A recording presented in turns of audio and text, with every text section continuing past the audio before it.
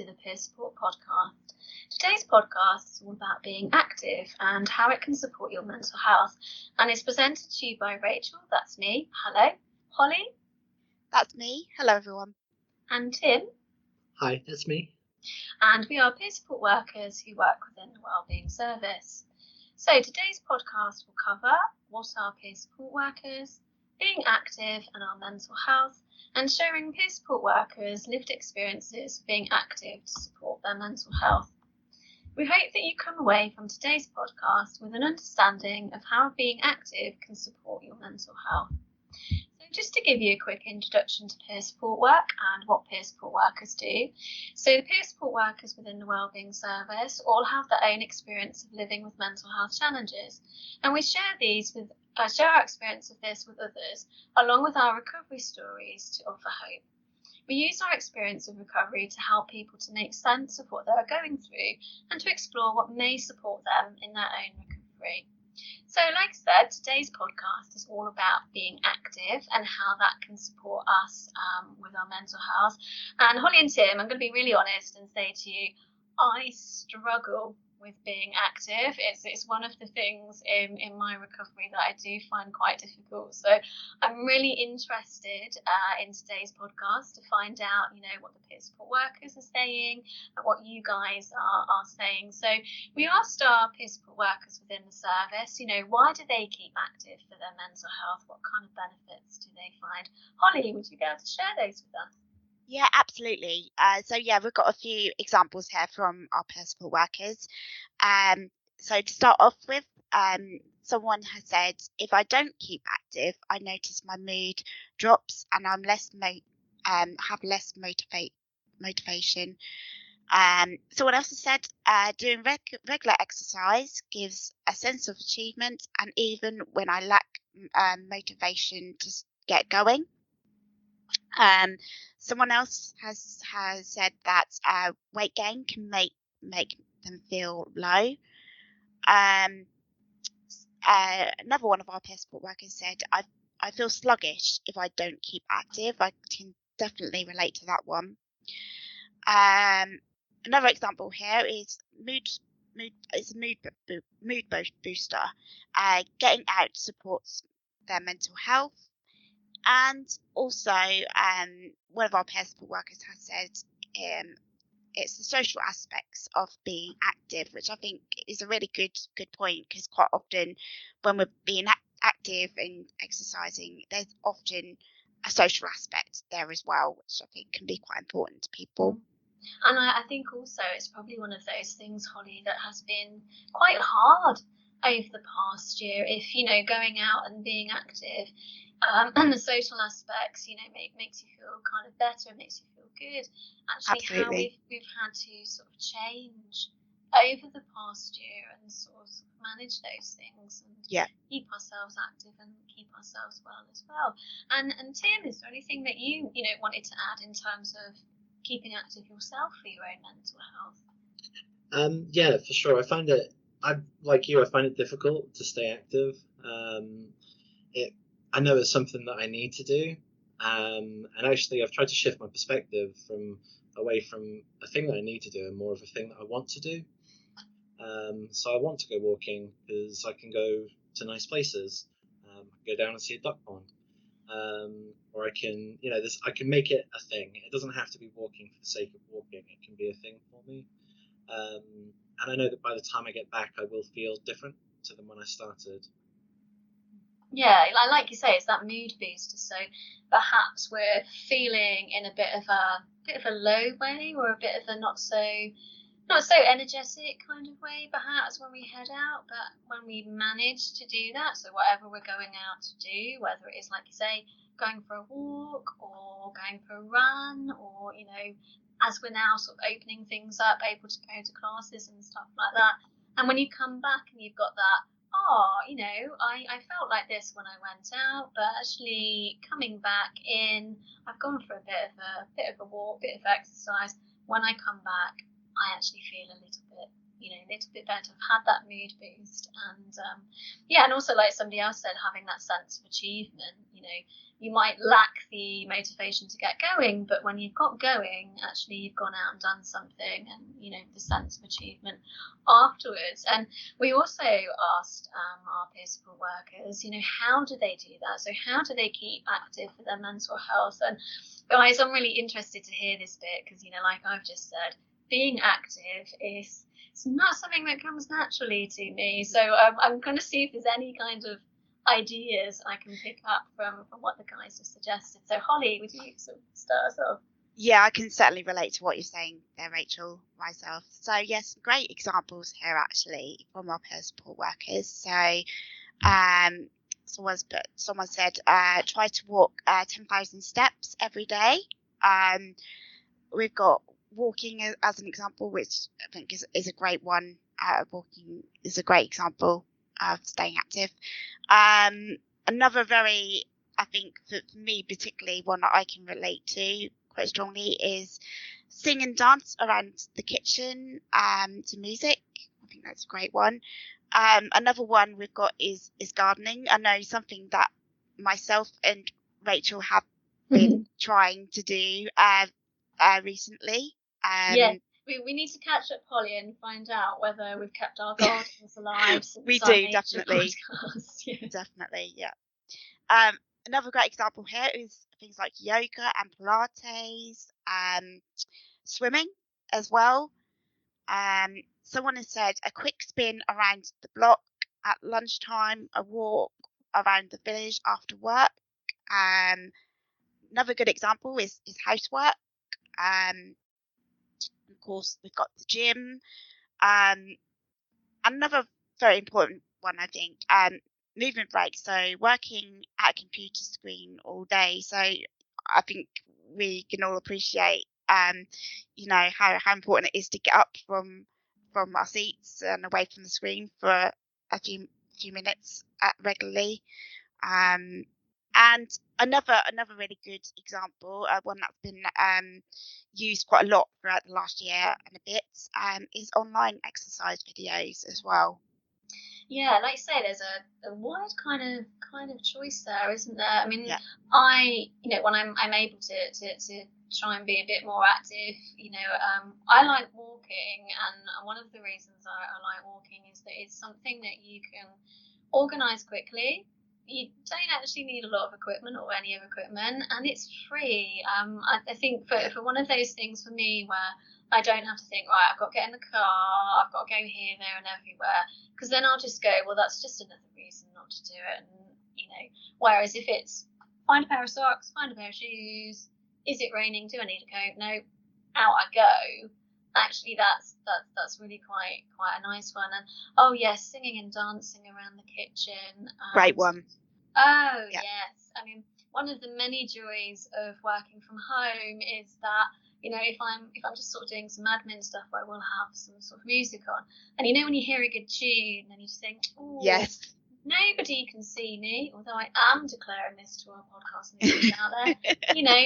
Having that little dance, or that little dance on your chair for a couple of seconds, where you just go, oh yeah, I remember this is good tune, is actually really uplifting. It is. It does make all the difference, doesn't it? It does. And Tim, are there any sort of these things on this list here that you've done to keep active for your mental health, or sort of use? For sure, walking definitely. I always try to give myself a place to go, because I find it difficult to walk for the sake of walking. So I try to give myself a place to go, and 10,000 steps can seem like a big number when I'm not feeling well. So I try not to beat myself up if I don't necessarily hit 10,000 steps, because even one step's better than 0 steps. So I always try to be kind to myself in that way, that anything I do is more than nothing. Singing and dancing, yeah, do you know what? I do a lot of that too in the around the house. We should start a group. I'm kind of feeling we really should. There needs to be a little band or something that we do. But... I'm so there for it. But yeah, it's like you say, it's I find it too difficult to walk for the sake of it. I know, it's that magic word should. I should do it. But for me, it's that purpose of doing it. And since our lives have changed in lockdown, all that incidental exercise that I used to get, so going into the town or, parking my car at a car park and going to meet somebody at a venue, I'm not doing those things anymore because they've been kind of removed. And sort of like the thing about housework, I don't know about you guys, not my favorite thing in the world to do. No, not at all. No, but again, actually, you can get a lot of activity from it. And what I try to do is then pair it with something that I do enjoy doing. So when you've got that washing up pile, and the washing up fairies still haven't come round and done it. It's really annoying, and I've still got waiting for them. I know they will come at some point, I'm sure. But for me, it's like, okay, I'm going to bung some 80s tunes on. That motivates me to then get on with it because I'm doing something that I want to do along with something that perhaps necessarily I don't. And you kind of find yourself dancing, well, I do, at the sink, and just kind of just enjoying it. And like we said previously, having that mood boost, which is actually really important if we're not having a day that kind of feels great. And Tim, I think your point that you made about sort of self-compassion in terms of, okay, I've not done those 10,000 steps today, I'm not going to beat myself up for that because actually what I did was a little bit of movement, or I looked after myself that day. And like you said, taking a couple of steps is better than none. So I think that kind of comes into that all as well, and kind of links into our next bit. So we were asking our peer support workers, in terms of being active and how that supports your mental health, are there any challenges, and if there were challenges, how did you overcome them? And I think a big one, which I think we've touched on, is motivation. So if we really are not having a day where getting ourselves going is working, how do we manage that? And actually our motivation can be affected by external barriers. So the guys were saying if the weather was bad, it's hard to be motivated when it's raining. Interestingly for me, in our current hot spell that we're having as we record this podcast, for me it's actually the opposite. It's the hot weather. So I don't know about you guys, but I can feel incredibly tired when it's hot. I struggle with hay fever and asthma, so I kind of don't have those feelings of yay, it's summer. I find it a little bit trickier, and actually when it's really hot, I find it quite hard. I mean, Tim, is that something that you've got experience of sort of too? I really, really do. I spent some time in France while I was unwell. I spent some time in France while I was unwell, and it's pretty hot there. Pretty much didn't go out between 12 and 2 any day because it was just too hot in the summer. And it sort of taught me to adjust myself for the weather, essentially. I tended to go out more in the evening, until sort of 8, 9 o'clock when it was much cooler. And actually, there's things I can give myself things to look forward to there. Like the sunset is going to have some magical colours. Yeah. And like you say, it is kind of looking at, okay, maybe the weather's bad, or like for us, it's too hot. We can have that instant feeling of, right, I'm not going to do anything, it's all been ruined. But actually when you say, well, I'm going to go out a bit later, I mean, I've sort of started going for a walk at about sort of 7 o'clock in the evening. I mean, some days I manage it. I must admit I manage it better on a weekend as opposed to a weekday. But going out when it's a bit cooler, a bit sort of calmer, there's sort of less people about. And the guys were saying if that weather is bad, if it is raining cats and dogs and you don't really want to go out, they were saying that if you try and do more inside, so walking up and down the stairs several times if you live in a house, or taking items back to the fridge one at a time, making those things kind of last longer, which I thought was an interesting idea. And also our motivation can disappear when we're exercising on our own, and it can be easy to put off. And I think perhaps this is something people have struggled with over lockdown, where you can't go and have that social aspect because you can't go to the gym and you can't be with a certain amount of people. So if you're doing it by yourself, actually it's it's easy to put off, isn't it, if you're only letting yourself, letting yourself not do it. But actually, people have said, well, if I say to somebody, oh, I'm going for a walk today, I'm more likely to do it, kind of having that deal. And also, if you can't go to your classes, actually, what can you do? So could it be that you do, if you've been going to yoga classes, you do yoga for 15 to 20 minutes instead of thinking, oh, I must do a whole hour because that's what I was doing. And again, Tim, it goes back to that self-compassion in terms of, I can't do this for whatever reason is coming in, but I'm going to be kind to myself. I'm going to do something a little bit sort of different as well. And I think another difficulty can be time, in terms of, where do I fit that in my day? I can't fit it in, or I can't see where it'll fit. And, people were saying actually finding quick exercises or doing exercise when we're waiting. So I've watched something where, you're boiling the kettle. So whilst you're boiling the kettle, why don't you do some squats or some lunges or some stretches, and kind of sort of putting things together. And I don't know if you guys felt this one as well, but in terms of mood, so if you're feeling good, people were saying, oh yeah, I'll head out, I'll go to the gym, I'll do a workout, I'll do a run, I'll do a class. But if we're feeling what do you do instead? So they were suggesting maybe doing a bit of gardening, or sort of go for a short walk. I mean Holly, you kind of suggested sort of there that you found that. Is that your experience then? Yeah, I mean, mood plays a massive part in this, doesn't it? I think, and it can be potentially a big barrier. I try to, when I'm struggling, like for example, I always remember going back to the walking thing. When I was really struggling with my mental health, there'd be days when I'd just stay in bed all day, and my mum would call me on the phone. She would say something like, just go for a walk, get up and go for a walk. And I would be like, but why? I needed a reason, I suppose, the motivation, like we've been saying, to go for that walk. So when I know I need to go for a walk to keep myself active now, what I do is to lift my mood and to make myself want to do that. I tend to walk to a cafe, then get myself a takeaway coffee and walk back again. So that way,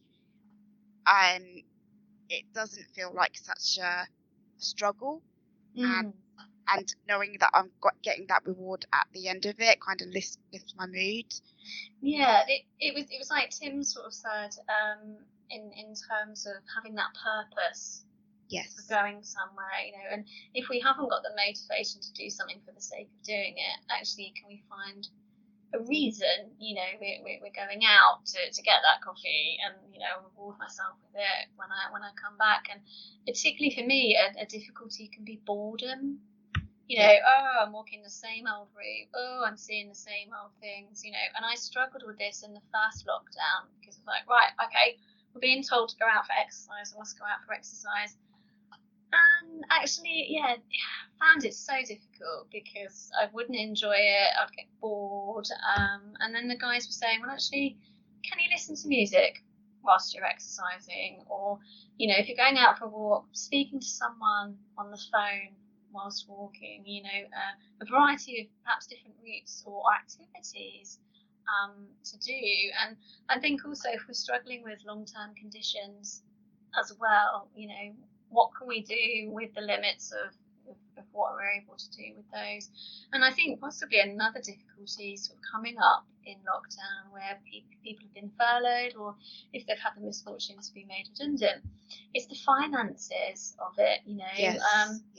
When the gyms were closed, did you really want to be paying for your gym membership? Or now they've reopened, can you afford to pay for that as well? And like I said, with walking, what I like about it is that it's free, regardless of how my finances are doing. I've got a pair of shoes, and I can go out and go for a walk when I want to, when I choose to, when kind of works for me. Absolutely. I think, again, finance can seem like a massive barrier, can't it? But there are quite a lot of options out there. You know, being being active and exercising that are free. I think it's quite often about doing a bit of research and again, I suppose adapting as well. Thinking about what we can do with what we've got. Yeah, it's that strength focus, isn't it? It's looking at, okay, I might want to do this and I can't, and I could be focused on all the things that I can't do. But if I can focus on the things that I can, so I've got some CDs, well, I could do some dancing in my, in my living room, or, we've got access to the internet. I could look at some of the free content that is out there and sort of try different things. And kind of just thinking around, the barriers that can come. And I think another barrier really can be tiredness, can't it? I mean, Tim, you and I have just sort of talked about how we struggle in the hot weather. Are you the same as me in that this kind of weather just makes me feel really tired? Yeah, it saps your energy, doesn't it? Or it can feel like as the sun gets higher, I feel like I can get lower. Yes. No, I hadn't thought. Yes, that's a brilliant way to link the two. Yes, I feel the same. I think I've kind of, like I said, I live in France, and there's a couple of things I've learned from it. I keep my curtains and windows closed throughout the day, drinking plenty of water, and and those things can help. But also just accept that it can be a bit of a challenge sometimes with the bad weather. Yeah, and Bad weather. Well, yes, but it's our perspective, isn't it? And I think for you and Tim, me, Tim, the summer for me is bad weather. Yeah. Whereas there'd be people, listening to this going, I don't know what those two were talking about, because actually, absolutely, I'm the complete opposite to you two. But I think, and I love it when it's summer. I feel much better in myself. But I think that just highlights that we're all very different and individual, and we need it is about finding what works for us individually. Yes, exactly. Like, I'm sure that, when I'm going, oh, it's hot, I don't like it, there's other people going, actually, I love it, this is what I thrive for, and I can't wait for this time of year. And like you said, Holly, we're all wonderfully unique individuals, so it's finding what works for us. So, for me, I get tired in the hot weather, but other peer support workers we were talking about were saying that actually the bad weather, so rain and snow and cold weather, can make them feel tired as well. But also if you've got low mood, so if I'm experiencing a hot day and my mood is not great, then I loved what you said there, Tim. The sun gets higher and you get lower. That really really resonates with me. And it can then have such an impact where you're like, oh, don't really like that. Whereas those other days where you're like, okay, it's really hot, I don't enjoy this, but I'm feeling okay, I can manage it. And, the guys were saying, if the weather doesn't suit you, do something indoors. What is it that you can do that is active when you're indoors? Like the guys were saying, going up and down the stairs, bit of housework. But they were saying that if they're tired due to their low mood, it's actually harder, because it's like it's like walking through treacle, isn't it? It's like, one foot in front of the other is just too much. And like Tim sort of previously said, we can start beating ourselves up and not have that self-compassion. So, they were saying that actually they check in with themselves. Have I done too much? Am I tired because of that? Do I need a rest day? That's absolutely fine if I do. And sort of doing stuff like, actually, if I'm having a day on a sofa, they were saying, if I'm watching DVDs, leave the remote with the telly and just select one episode.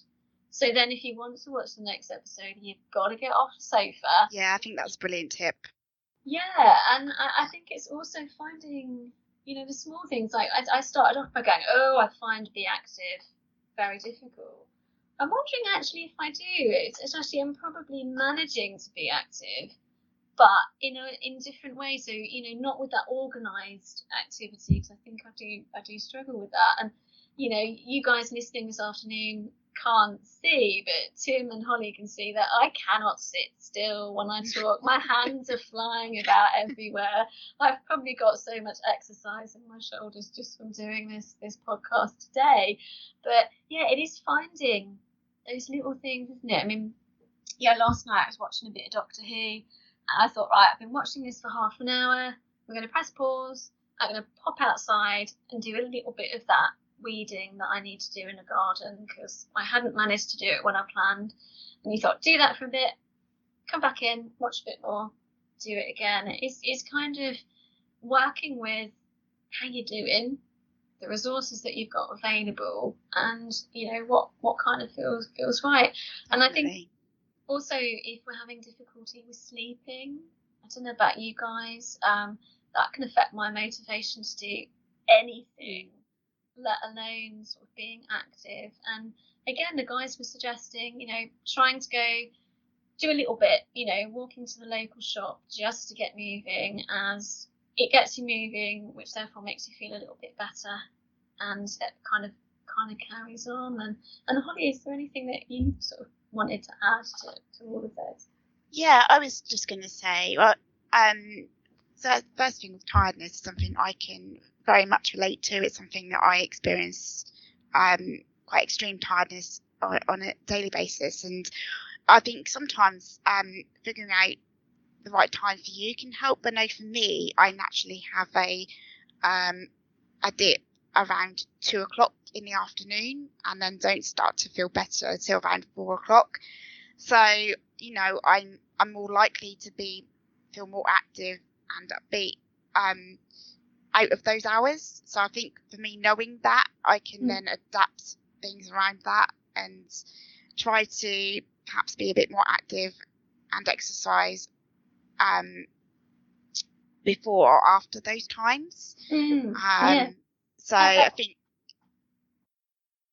it's that self-awareness and knowing how you work, how your body works. Yeah, and like you said, when Tim and I go, no, the summer is bad weather, it's actually understanding that we are very different and very unique, and going with our strengths, Yes. So I know what you mean about that dip between sort of 2 and 4. I mean, mine tends to be sort of after lunch. It's like I go into some kind of food coma and just want to go and have a nap.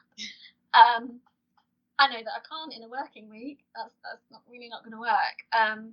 But also I know that first thing in the morning, that's not a good time either. So it's kind of finding, so like I said, for me, sort of 7:00 in the evening, in particularly in this time of weather, time of year, that kind of works for me to go and, maybe it's a walk, maybe it's a bit of tidying up in the garden, and maybe it's a bit of housework, who knows. But also I know I speak to people who first thing in the morning, they've got that burst of energy. So actually I will go for that walk, I will go for that gym session and things like that. And Tim, is there anything that you wanted to sort of to add to all of that? Yeah, I do quite a bit of archery. It's like, I don't know, it's my thing. And it's something, I guess, in terms of what motivates us. If I can find something I'm interested in, something that can be a mindful activity where I can just focus in on something very specific. I mean, archery, you're focusing on being accurate. And it can be a very mindful experience. But again, the hot weather, I basically won't shoot during the week. And it'll be in the evenings on the weekend. And then my activity will come from things during the day. Like I tend to get my neighbours' bins in on bin day. I don't know how they feel about that, but I do it anyway. But it's just, an extra 4 or 5 trips back and forth to where the bins are kept. And it's finding those adjustments for myself. Yeah, it's those little things that, I mean, and like I said at the start, I said, be active, no difficulty. But actually listening to you guys, it is those things that we're doing throughout the day that perhaps we don't realise. So my inability to talk without moving my hands, that's a lot of stretchy kind of stuff that I'm doing there. The times where I get up from the computer deliberately to have that screen break because, we need to. And I think what I've got from this is it's finding what works for you in terms of the activity that you enjoy doing, the time of day that it works for you, fitting it into your lifestyle, and, trying your best with it. And for those days where, things come along, whether that's how we're feeling, how we're doing, finances, weather, all of those things that can come along and, spoil plans as such. It's then, like we've said, it's kind of going, well, what's another thing that I could do that could get me some activity in my life that isn't quite what I wanted to do, or, just having that adaptability to Absolutely. And I think we've all become experts in adapting over the last year and a bit. Yeah, I think we have, and it's, I think we also have to congratulate ourselves for all those adaptations that we've had to do and continue to do. So thank you guys. Absolutely fantastic to have a chat about all of this afternoon. So that's really great. So just to kind of bring everything together. So today's podcast has shared peer support worker lived experience examples of being active to support their mental health. Our next podcast will be looking at sleep and our mental health. And you can find the links for today's podcast in the podcast notes. So if you're listening to this sort of podcast and would think that actually referring yourself to the Wellbeing Service would be useful, it's really simple. You can do so via our website, and you can also do so over the telephone. If you're currently having treatment within the Wellbeing Service and would like to have peer support, then please do speak to your therapist who can make the referral for you. I'd just like to say a really big thank you to Holly and Tim for their time in today's podcast. Like I say, really interesting to find out how we're all managing to get a little bit of activity in our lives and looking after our mental health at the same time. And thank you for our podcast listeners for tuning in today. It's much appreciated. And like I said, our next podcast will be focusing on sleep and our mental health. So I'll say goodbye. And it's goodbye from me, and thank you all so much for listening. That's goodbye from me, and thanks for tuning in. Thanks. Bye.